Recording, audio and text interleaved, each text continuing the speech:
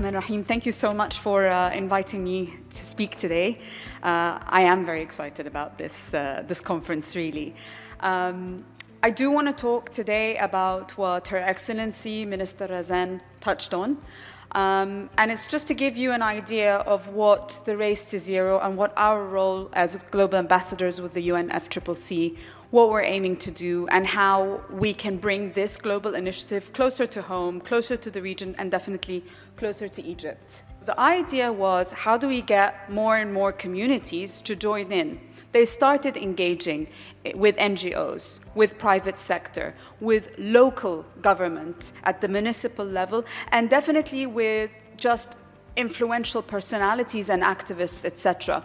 So the global ambassadors, as you can see, are a culmination of different people taking climate action to all various different levels. And this has helped make this message less theoretical. So that's our job. Our job is that everyone in their own space and their own expertise is making this a little bit easier. And because of that, we work with government. So how can we bring net zero to our sector? The first thing that we have to look for is, what do we want out of our buildings? And I think, as an architect, the principal brief that we are getting is to make the users of our building comfortable. And historically, we're losing touch out of this. So we need to rethink how we build the buildings that we do. One of the main stresses on humanity at the moment is heat stress in our part of the world, energy bills, utility bills, the performance of the building, and the discomfort and the lack of occupancy retention in buildings. So we really need to address this from the onset. So we need to look at the energy, what the building is doing for climate protection, look at just an equitable action as well. This is a point that is a main focus in my work, and I am championing this with the high-level champions. I don't think green buildings should just be for rich people, and I don't think green buildings should just be for governments that have a lot of money. I think green buildings should protect everyone from climate stress, and therefore we have to have affordable and accessible projects on the ground. Basically, what we need to do is to push the case forward that we need green buildings, and I think we're well on the way past that. COP27 had a huge role in really spotlighting the built environment. COP28 is taking on from that role and developing it. You need to talk about costs and the economics of green buildings. One of the major risks with new developments, new construction projects, new cities, etc., is that they will become commercially unviable in a few years if they do not address climate resilience. It's going to be a very difficult asset. They're going to be stranded assets. One of the most important features is to really promote radical partnerships. And this is one of the most difficult aspects with the SDGs. It's that last one, 17, the partnerships, to work with government, to work with technology, to work with banks and financial systems, and to also work with the experts. How can you promote getting everyone on board to change this sector? So this is the main key steps that we really want to address. An interesting feature is that with respect to this sector, this is exactly what we have. We have the World Green Building Council, the local green building councils, we have people from private sector, we have people from sustainability chiefs, and we have SMEs. All of these people are working to transform the sector. This is one of the leading sectors where the different voices are coming about successfully. So far, there are 11,000 members in Race to Zero. There's a growing part in the design, build, and heavy industry that are coming in eventually. So Race to Zero is a community. This community is international. They're all in conversation with each other. We get this kind of exposure. Race to Resilience is different. Race to Resilience is basically trying to, this explains it very well, but it's in pursuit for us not to just survive climate change, but to actually develop and thrive. Because so far, the benchmark is set very low. The cost of disasters and climate disasters is crippling to governments. It's pushing back on financing. The risks are very high. We don't want to stay in that low benchmark for a long time. We want to actually be able to be resilient and thrive within it. For the Middle East and North Africa to host 3 COPs, Morocco, Egypt, and the UAE, there should be more local companies on this, because we're working hard, because we're investing hard, because COP27 has really paved the way for some breakthroughs that COP28 will challenge. We want to urge more of the community to be represented. And the reason why I want to showcase some of the projects that got us there in the first place. This is the journey that a small company can take. I mean, we started with our first carbon neutral project, and the first project started with a building made out of discarded refrigerator casings. It was a cafeteria. Who uses discarded refrigerator casings for a building? But that's the material we decided to use. And this building was certified, but we couldn't execute it in Egypt. There was no need for it. We had to do it in Italy. The next project, you grow with a larger community, and this is a Tarshid triple certified building in partnership with Dr. Salah, who had an incremental role in the design of this in Wahat al-Bahariya. So it's a village for 120 people, private sector. The next project we're working on, again, is a Tarshid community, inshallah, Tarshid net zero building. The case is, it's growing. And it's being localized. There is a reason why these projects look like this, because we're localizing the material, we're using nature-based solution, we're using local expertise, local building rating systems, we're using renewable energy, and therefore the myth that all of this is far more expensive than conventional is being shattered. But I can't sit and say it in a lecture, I have to show it on the ground. And we want to encourage the community to start doing this. We want to encourage the Egyptian government to start taking on board. We're working with Minister Hisham, with Dr. Yasmin. We're working with all of the ministers in order to get more and more projects on the ground that look similar to this, look like us, because it's our tech, it's our innovation, it's our project, and it's our contribution to climate action. So I think we're well on the way to showcasing more and more case studies on this at different scales, from the government working on new cities and villages until individual projects. So I hope you do look into the Race to Zero and Race to Resilience. And if you have any questions, please go ahead and address me. Thank you.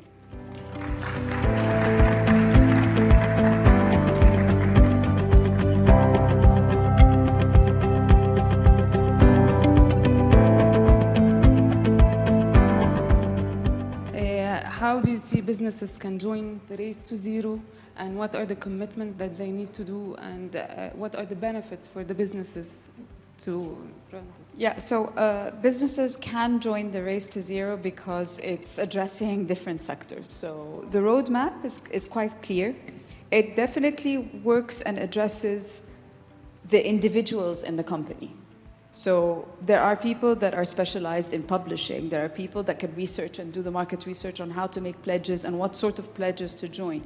UN Global Compact, you can join the ESG reporting mechanism. So just the whole idea that you introduce a pledge that you're going to take action in reducing your emissions, that's all you need. And you have to follow the 5 Ps all the way until you actually publish, and then you start persuading. The benefits to it, yes, of course, it's very good exposure. You get spoken about in so many different places. But what's in it for me as a company? In it for me is that I have access to a very large network of people that are thinking alike. It also gives you access to enablers and catalysts for you to becoming a bankable and fundable company. I mean, a lot of the financial sector is going now, and instead of them, having a conference and asking people to come and present themselves, they're tapping into the members that have already joined the Race to Zero, and their 50% of the work is already done. You know that these people are doing this, and they're serious, and they're transparent about it, so that's your go-to. So it just makes things quicker and easier. Yes, thank you.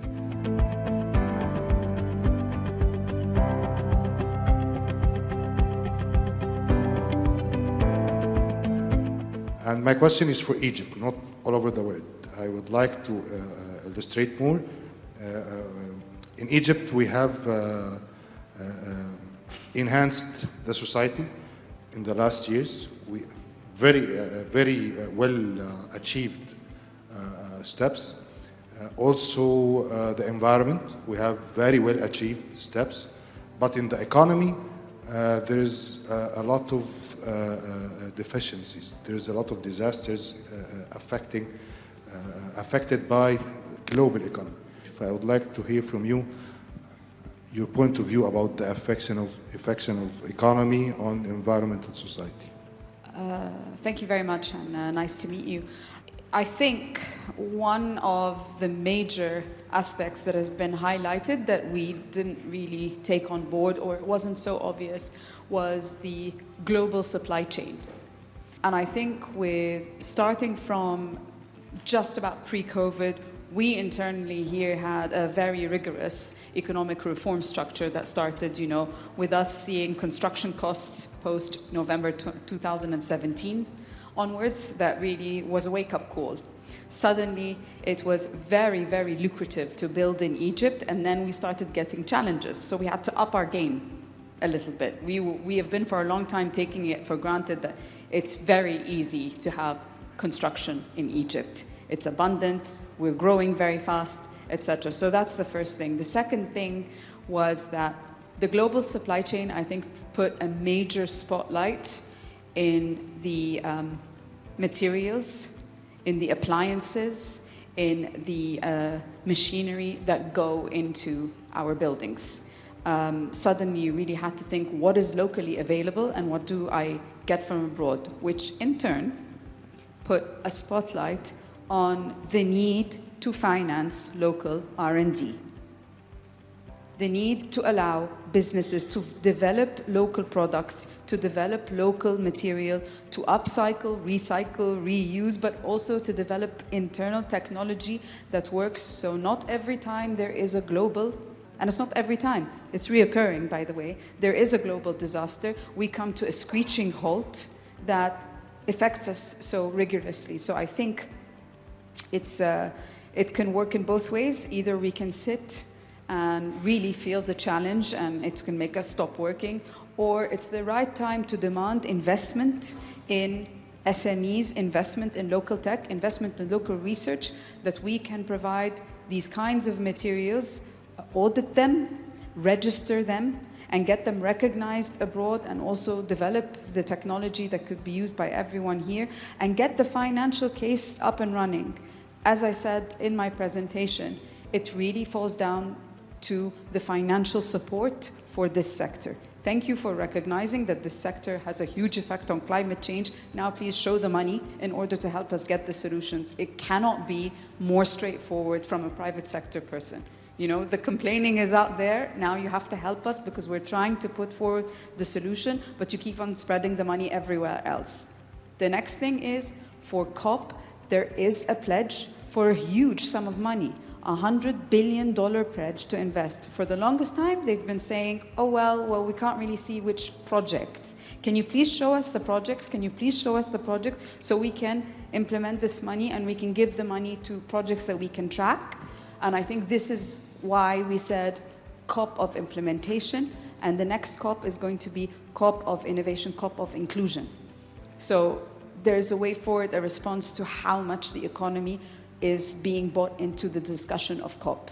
It literally is almost top 3 list of priorities for COP.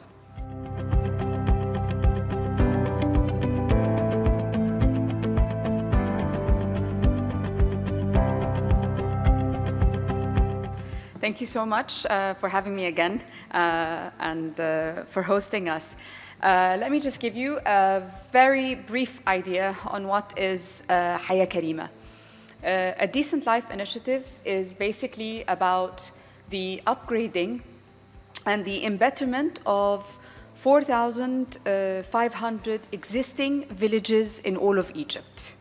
These are existing communities. There are selection criteria for these existing communities They predominantly operate on rural livelihoods focused on agriculture. Haya Karima is about resilience, but also about adaptation and mitigation. Mitigation in the sense that we are talking about not just the 17 SDGs, but there is a real focus on protection of the livelihoods of the people that exist there. So it's a complex initiative. One of the most difficult things for anyone who works in development is to actually work on something while people are living there. It requires a whole new dimension of respect and professionalism and inclusion, and also lack of disruption to the very daily lives of people. So this is a task that it cannot be done alone. It requires a lot of know-how about Egyptian communities and including these Egyptian communities. Haya Karima is host to around 57 million Egyptians. For me personally, this is the most profound work that we can do on the level of bettering people's lives while they are, and it is a dream for professionals in the development sector to be able to work with something where you can see the immediate effect of it on the ground. From that perspective, Haya Karima is very engaging for the African continent because there are so many similarities and there are so many vulnerabilities that we share with the African continent as well. So when we started, we were approached by the Ministry of Planning to start thinking about how we can approach something like this so it could be a model that could be exported elsewhere around the world. And the first thing that we thought of was, well, how do we engage the Egyptian community and the various sector of the Egyptian community to go into a project like Haya Karima? With Minister Hala and Dr. Mona Assam's team, we started looking at the SDGs and how we can start working to integrate the SDGs into a particular village of this kind. Our focus was to come in as the private sector and create a project and do the project management plan for one particular prototype that we can then expand. So we looked at one of the villages that was nominated for us, and it was Faris village. Faris is in Komombo in Aswan. It's an existing community, predominantly built on agriculture. However, it does have other activities that can actually produce income for the local community, such as the potential for local tourism, the potential for small-based products. So it has an economy within itself. Right. How do we go into economy and disrupt it? We are causing disturbance. And in that sense, we had to be very sensitive about how do we approach this project and who are the partners that we engaged. The kind of engagement that we want to do is that we wanted to look at how rating systems around the world, and rating systems do promote the embetterment and promote the values of a green village. A green village doesn't only mean, or a green community doesn't only mean having green buildings that are certified. It means how does the community work together on the social, the economic, and the environmental aspects of that village, and therefore there is a lot of discussion about not just how people live inside the villages in the buildings, but how do people move around it, how do people feel, how do we protect them and make climate resilience, etc. So we started developing the right kind of partnerships that will come into this project, definitely under the auspices of the Ministry of Planning and Economic Development with the Sustainable Development team and the team working under Dr. Gamir Helmi, who is in charge of Haya Karima within the ministry. A private sector company, that is the technical arm, and the project manager, which is eConsult. And we also had the local governor and his office. Why is it important to engage the local governor and his office? Because the concept of the project is on a national level, but the implementation of the project has to be on the local level, very local level. We don't want to go in and implement. I sit in Cairo from my office. I cannot speak on behalf of those who live in Faris village. So therefore, this is the kind of participatory approach that we need, which is very much one of the pillars of achieving the SDGs. And we decided that for our sake and for the project to be a green community, we need an NGO, we need the Egypt Green Building Council to audit us. and to provide a rating system that is implementable for the case in hand. Why is this important? I think I said on the first day, localization is one of the most important aspects that we need to focus on. And therefore, the project plan and the implementers and the partners have to be all local partners. We signed an MOU. We developed something called the Green Guidelines for rural communities. The Green Guidelines are a product that is basically a handbook for the communities that live in rural Egypt to develop guidelines on how to protect themselves, on how to enhance the social, economic, and environmental aspect of the built environment. It's a document that's very simple, designed for non-practitioners. Why is it designed for non-practitioners? Because as architects and developers and construction professionals would know, in rural communities, we're not hired. We don't come in. It's the rural community that build for themselves, with their local homemade expertise. So therefore, I need a document that is suitable for them to understand and therefore can be reciprocated and understood by the local community. We signed this document and then we said we would put this document to the test. And we used Tarshid rating system, Tarshid communities, for the entire village of Faris, which has a population of up to 18,000, I think. And we focused on the three aspects. So we had the green guidelines, we had the local government to tell us what are the resources there for power, for water, for maintenance, for infrastructure. And we also engaged with another NGO. It is the youth of Haya Karima Foundation. It has 30,000 youth members, mainly all local members of the community that can help us document, help us research, help us ask all the right questions. And we had a series of field visits where we went to different members of the community, asked them what they wanted. One of the most important things was having a private sector team and also the foundation of Haya Karima and the team from the ministry. We were able to talk more to women about what they need. This was very helpful because sometimes it's looked over when you are engaging on the level of the community and the level of infrastructure, that you don't hear what women want in terms of their needs for the spaces that they inhabit. The green guidelines, along with Tarshid rating systems, you can start to connect which ones are actually closer to which sustainable development goals. And the ideal goal that we want to reach is always the partnership goal, the engagement of various sectors of the community to succeed in one project. So it's pretty simple. Why Faris Village? And this is important. You have to start off somewhere. I mean, we need a starting point. There are villages that exist in Haya Karima that still lack basic infrastructure. They have a priority to get electricity, sanitation, to get the very basic amenities into that. With the green communities, it's always good to start with some of them that have already championed particular initiatives. In this case, Faris was very good because they had a solar power plant that can carry all of the energy of the village. It just required the argument of activation. So you need to start somewhere. And this is where we started off. We had the renewable energy component. We also had some upgrading for the water treatment plants. There were no waste management or gray or black water recycling plants in the village, but at least we had the starting points in the village. There were many areas that were required that were not seen. Many women wanted more areas where they can build their skills, where they can actually have recreational spaces, and where they can have their children go and work. So it was a learning journey for everybody to at least develop these small-scale projects that serve the entire community. And in the end, after a rigorous rating system, we did achieve Tarshid Award for an Egyptian village in Haya Karima. So with that in mind, we're able to move confidently with the Haya Karima project into another 5 villages this year.